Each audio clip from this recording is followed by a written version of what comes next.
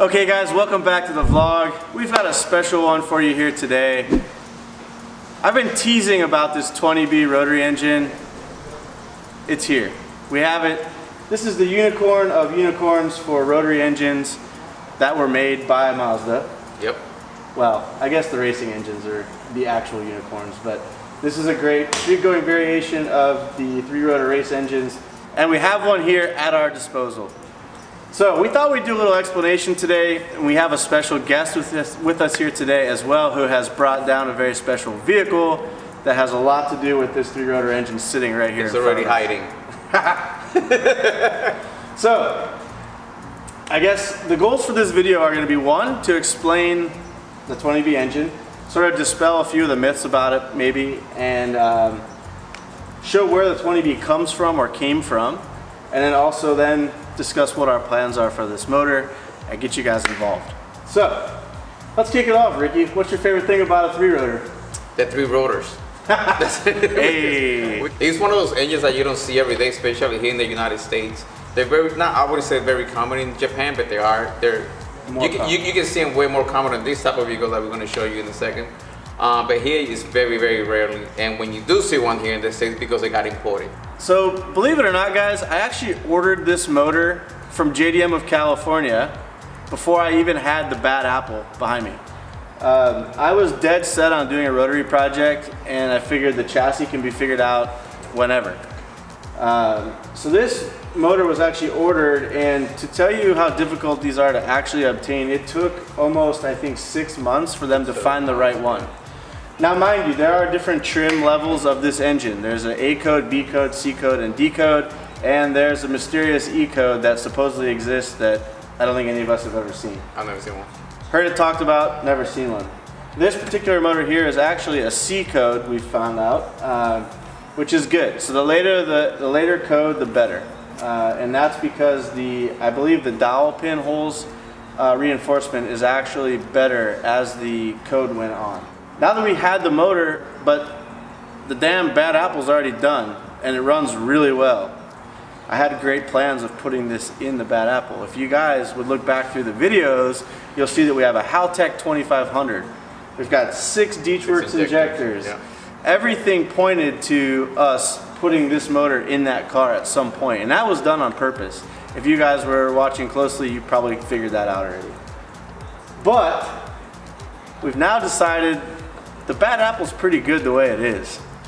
So I think we're gonna leave it alone. Yeah, car's running so good that I had to convince this guy not to freaking touch it again. I was still trying to put this thing in there, but Ricky's like, nah. Dude, let's just find another chassis to drop it in. But yeah, that 13B and the combination that the FD has in that 13B is amazing, and the drivability is freaking great. Yeah. So why screw with it? Why mess with a good thing?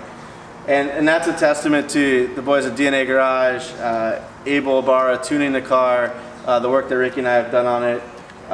The team effort that's put into it is what makes that car so special, and the fact that it works so good is just the cherry on top. So I guess I should make the reference. A lot of people that play video games, Forza and those type of things, they get an FD and they go buy a 3-rotor or even a 4-rotor for the game, plug it in the car, and they're off racing with these badass cars. Well, it's not that simple. It's not. To put a 3-rotor into an FD, FC is a little easier, or an RX-8 or any other chassis for that matter, is an expensive venture. Just obtaining this engine alone was $8,000 at this point in time. Yep. A year and a half ago they were six and a half. Yep. Prices going up, they're becoming harder and harder to get. And the thing is it's a crapshoot. You don't know what you've got here. Right. This thing has to be completely blown apart. It's not some off-the-shelf V8 crate motor that you buy from a yard and just plug it in and it works. I mean, I have never bought a rotary engine from anybody and not taking it apart and rebuilding it. Like, that's my first step, which is the same thing that you did. Yeah. And I'm sure a lot of rotary guys out there, the first thing they do, it's open the engine, figure out what's wrong with it, what's going on inside of it, and then rebuilding it and closing it back out and throwing it back in the car. This is not cheap. Especially the more rotors that you get, which in this case it's only 3, it's going to be that much more expensive. And depending on the part that's bad, well, it needs to be replaced, the cost can be way up there. Yeah. So the common misconception is that these can just get plunked into any FD or any other chassis very easily because of the video game aspect.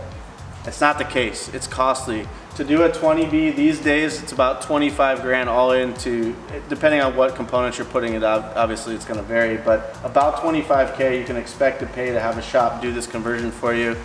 And then when you're talking 26B 4-rotor, it's probably going to be in the 6-figure range. So doing something like this is not a small task or venture, and that's why this motor has been sitting on the floor here at the shop for a couple months now until the bad apple's done.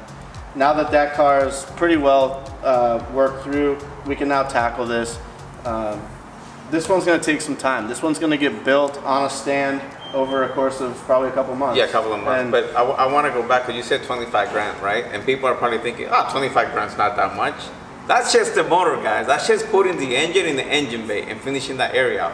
That's not including the body work. That's not including the interior. That's not including the suspension and the wheels.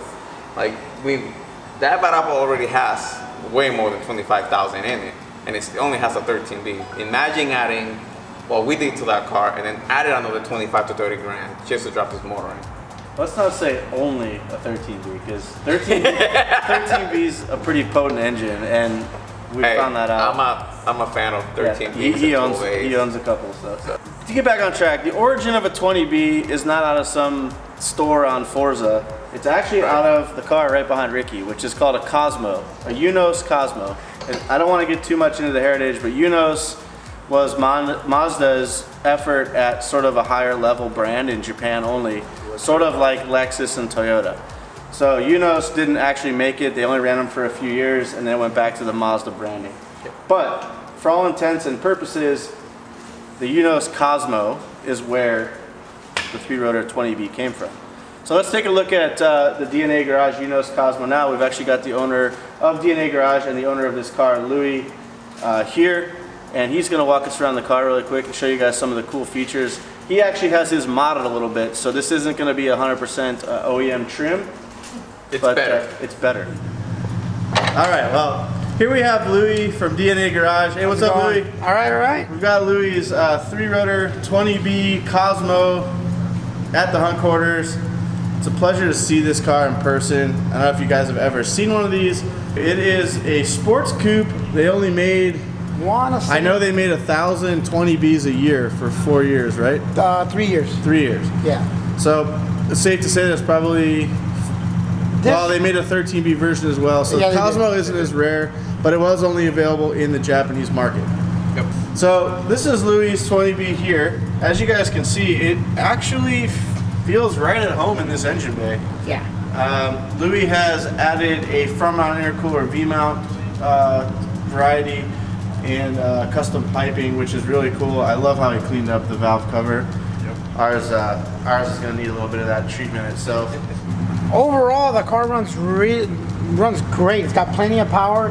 It's automatic, but they're meant to be cruisers. You know what I mean? Yeah. So they're all automatics. There was no manual available. No manual available. Pretty much everything works. I got K-Sport coilovers on it. I got K-Sport big brake kit in the front. That's pretty much all I've done through it. It still needs some work, but you know, it's But this is like a dailyable car? Or? Oh yeah, I can drive this thing. We've driven it to and from Vegas. We drive it everywhere. How's it been on the dyno? Not yet. What do you think it makes? I want to say on the butt dyno. My butt dyno feels about 300. So having a 3-rotor versus a 2-rotor, what is the horsepower and torque gain from that? Is it something that's significant, or it's mostly torque? It's mostly torque. Yeah.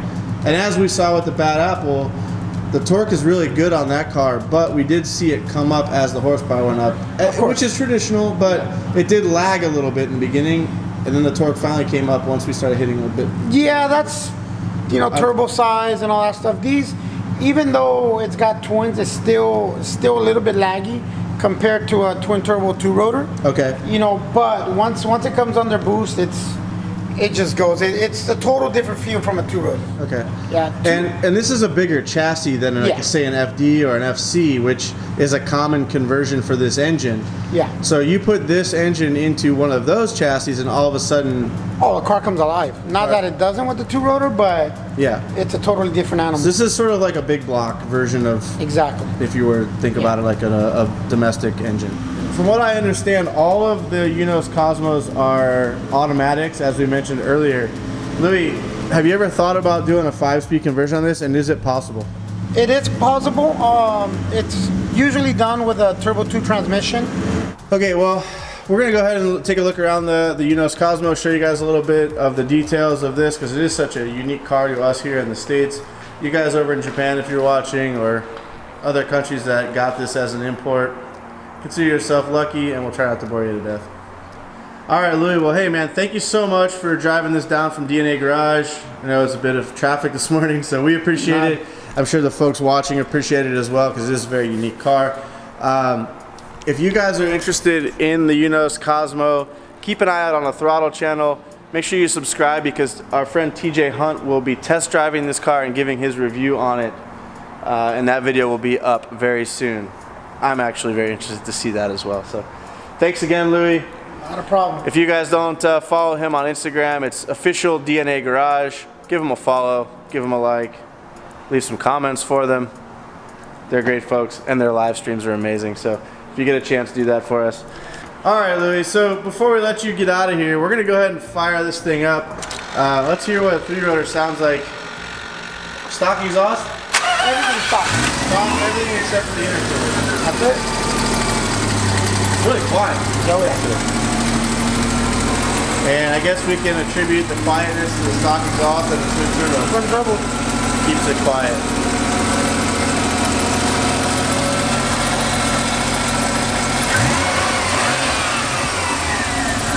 Easy, Punto.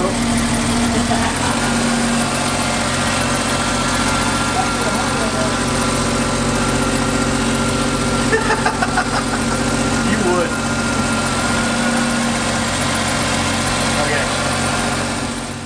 Okay, so just to recap, Mazda 20B. Yep. We have one here at the Hunt Quarters. This will be a throttle project coming up very soon. Thank you so much to DNA Garage and Louie for bringing down the Unos Cosmo. Super stoked to have that thing in the shop. Yep. Maybe one day we'll get to wrench on it a little bit here for you guys, but I don't know if Louie will let Ricky and I touch it. I'll touch it. What won't you touch? Jeez, this guy. Hey, have you guys seen my socks? Ooh, wee! Is this an ad? I don't know, but are you getting paid for this? Check this out. Not really. They should. Damn. You got one Twix sock and one Coke sock. That's cute. Ooh. If somebody can find some Twix socks, I will wear the crap out of them. Please don't find Twix socks. I don't think I can deal with this. Are we gonna tell them where this is gonna be dropped into? No. Do we even know?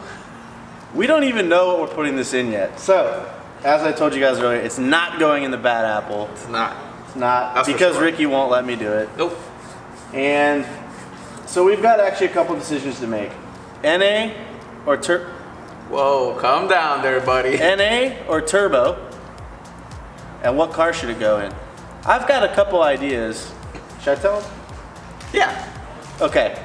You know what? Let's make this fun. You guys vote in the comment section. What motor does this go in? And we'll see what we can do about making it happen. Yeah. We've got 4 choices. Why not just have them throw us making models? We want something that hasn't been done before. At least I want something that hasn't been done before. The 20Bs on FD's been done. The 20Bs on FC's been done. I want something unique, something special, something out there. Yeah, maybe we should do something crazy. Let's do something crazy. Let's hear what you guys have to say in the comment section down below. We're not going to throw out any chassis. We're going to let you guys decide. There you go. So you guys tell us what you think we should do, and we'll take a long, hard look at those comments. And if there's something in there that grabs us, we might do it. This Who is knows? your build. This is might your build. Who knows? Your build. You done? Yep. Go ahead. Who knows? You might even get to join us at the Hunt Quarters and help us for a day or two. Ooh, that would be if your nice. choice is chosen. But you must be a VIP member. Oh yeah. For more than 2 months. So if you don't know how to become a Throttle VIP member, you can click the link down below. do it. You also get a chance to win that car up there on the lift, which is a Mitsubishi 3000 GT VR4 with upgraded turbos. It's happening. So, I think that's it. That's it. If you guys have any questions about 20Bs or Cosmos in general, we'll do our best to answer them in the comment section as well, so do feel free to leave us some questions if you have them. Yep. Otherwise, thank you guys so much for your subscriptions. Thank you so much for your comments and all your love. We appreciate it. Thank you so much, Throttle fam. We'll see you next time on the teardown video. Yep, that's next. Yeah. Peace. See you guys.